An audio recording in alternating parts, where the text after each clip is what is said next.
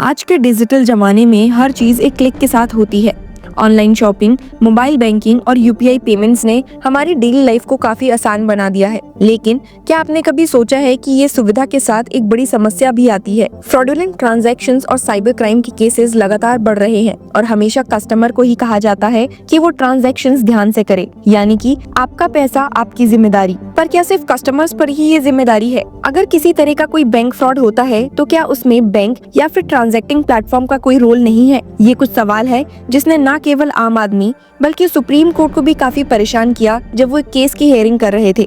इस केस के बैकग्राउंड के बारे में जानकर सुप्रीम कोर्ट जजेस के भी होश उड़ गए और वो भी सोच में पड़ गए कि आजकल ऐसे कॉमन क्राइम्स किसी व्यक्ति के लिए कितना बड़ा लॉस साबित हो सकते हैं। दरअसल मामला ऐसा है कि एक कस्टमर ने ऑनलाइन शॉपिंग की थी और प्रोडक्ट रिटर्न करने की कोशिश कर रहा था। तभी उन्हें एक फ्रॉडस्टर का कॉल आया जो रिटेलर का कस्टमर केयर होने का दावा कर रहा था। फ्रॉडस्टर ने कस्टमर को एक मोबाइल ऐप डाउनलोड करने को कहा। ऐप डाउनलोड करते ही ₹94,204.80 के अनऑथराइज्ड ट्रांजैक्शंस कस्टमर्स के अकाउंट से हो गए। कस्टमर ने तुरंत एसबीआई को फ्रॉड का रिपोर्ट किया, लेकिन बैंक ने लायबिलिटी लेने से मना कर दिया और कहा कि ये फ्रॉड कस्टमर की गलती की वजह से हुआ है। बैंक का कहना था कि कस्टमर ने ओटीपीज और एमपिन शेयर किए जिसकी वजह से फ्रॉड पॉसिबल हुआ। इसी के ऑपोजिट कस्टमर का कहना था कि उन्होंने कोई सेंसिटिव इंफॉर्मेशन शेयर नहीं की थी। फ्रॉड एक थर्ड पार्टी डाटा ब्रीच की वजह से हुआ था जो रिटेलर की वेबसाइट पर हुआ था और ये एक ऐसी चीज है जो उनके कंट्रोल से बाहर थी। ये केस गुवाहाटी हाई कोर्ट तक गया, जहां हाई कोर्ट ने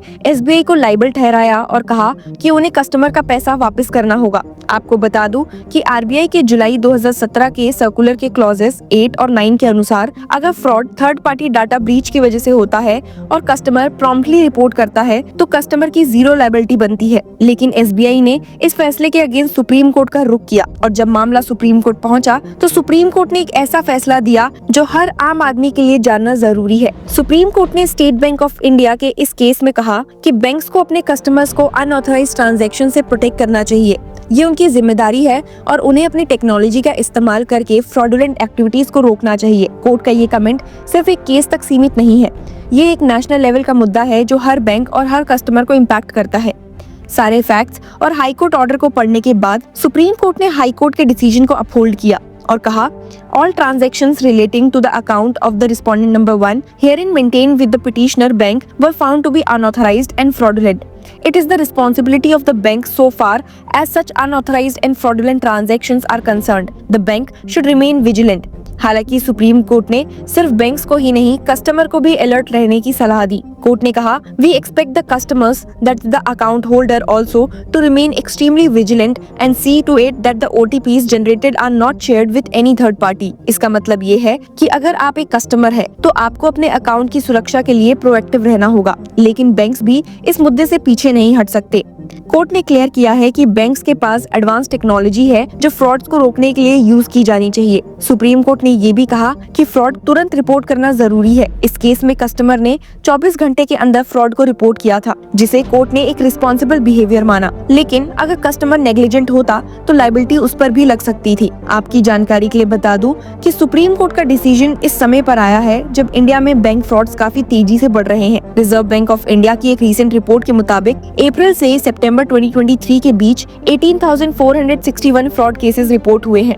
ये पिछले साल के 14,480 केसेस के मुकाबले 28% ज्यादा है। लेकिन सबसे शॉकिंग बात ये है कि इस साल का total financial loss 21,367 crore rupees है, जो पिछले साल के 2,623 करोड़ के मुकाबले 8 फोल्ड टाइम ज्यादा है। सोचिए कि ये सिर्फ एक फाइनेंशियल लॉस नहीं है, ये हमारे बैंकिंग सिस्टम के प्रति कस्टमर्स का विश्वास कम करता है। आरबीआई की रिपोर्ट के अनुसार फ्रॉड्स के कारण बैंक्स को न सिर्फ फाइनेंशियल और ऑपरेशनल रिस्क होता है बल्कि उनकी रेपुटेशन भी खराब होती है। आरबीआई के डाटा के मुताबिक 2023 और 24 में 85.3% केसेस और 44.7% फाइनेंशियल लॉस इंटरनेट और कार्ड फ्रॉड्स के रूप में हुआ है। डिजिटल ट्रांजैक्शंस का बढ़ना एक सुविधा है, लेकिन इसके साथ डिजिटल फ्रॉड्स भी बढ़ रहे हैं। Private sector banks fraud cases के 67.1% के लिए रिस्पॉन्सिबल है, लेकिन पब्लिक सेक्टर बैंक्स को ज्यादा फाइनेंशियल लॉस होता है। ये क्लियरली दिखाता है कि बैंक्स को अपने साइबर सिक्योरिटी और ट्रांजैक्शन मॉनिटरिंग सिस्टम्स को इम्प्रूव करना होगा। अब ऐसे केस में सुप्रीम कोर्ट का डिसीजन एक बड़ा सवाल उठाता है, क्या कस्टमर सिर्फ विक्टिम्स हैं या उनका भी इसमें कुछ रोल है। कोर्ट ने कहा है, in a given situation and in the facts and circumstances of some case, it is the customer also who could be held responsible for being negligent in some way और the other. मतलब अगर OTP या passwords third party के साथ share करते हैं तो liability आप पर भी लग सकती है। इसका मतलब ये है कि कस्टमर्स को अपने अकाउंट सिक्योरिटी के प्रति अलर्ट रहना होगा। कुछ बेसिक प्रिकॉशंस जो हर कस्टमर्स को लेने चाहिए वो कुछ ऐसे हैं। पहला, ओटीपीज और पासवर्ड्स किसी के साथ शेयर मत करिए। दूसरा, अननोन लिंक्स पर क्लिक मत करिए और अनवेरिफाइड एप्स डाउनलोड मत करिए।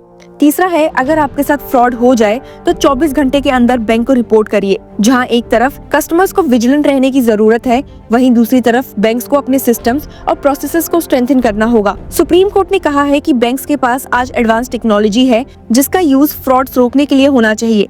आरबीआई की गाइडलाइंस भी बैंक्स के लिए क्लियर हैं। अगर fraud third party data breach की वजह से होता है तो कस्टमर की जीरो लायबिलिटी होती है, लेकिन अगर फ्रॉड सोशल इंजीनियरिंग अटैक्स की वजह से होता है जैसे फिशिंग या फेक कॉल्स, तो बैंक्स और कस्टमर्स दोनों की जिम्मेदारी बनती है। आरबीआई फ्रॉड प्रिवेंशन के लिए कई नए स्टेप्स ले रहा है। एक इम्पोर्टेंट इनिशिएटिव है एक public repository of digital lending apps.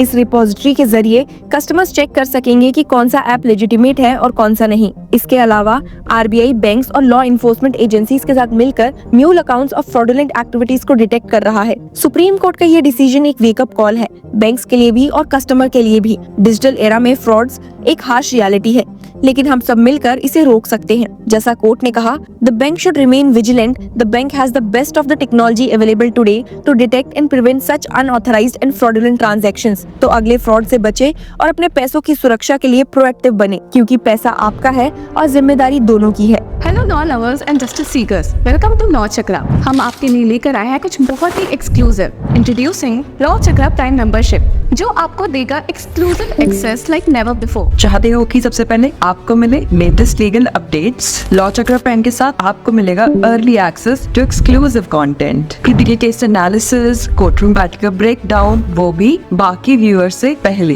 More updates, more analysis, यानी कि फुल इनसाइडर एक्सेस, वो भी बस घर बैठे। यही नहीं, प्राइम मेंबर को मिलेगा access to exclusive interview session with renowned जजेस, लीगल एक्सपर्ट्स एंड लॉयर्स। ऐसे इनसाइट्स जो आपको कहीं और नहीं मिले।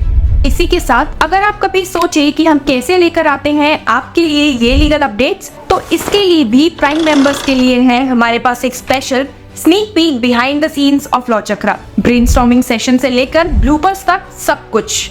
In short, more content, more update and more analysis. Political legal controversies हो या इन डेप्थ लीगल सेशंस, सब कुछ आपको मिलेगा एट वेरी मिनिमल प्राइस। बनिए लॉ चक्र की प्राइम मेंबर और अनलॉक कीजिए full potential of legal knowledge. अभी ज्वाइन कीजिए।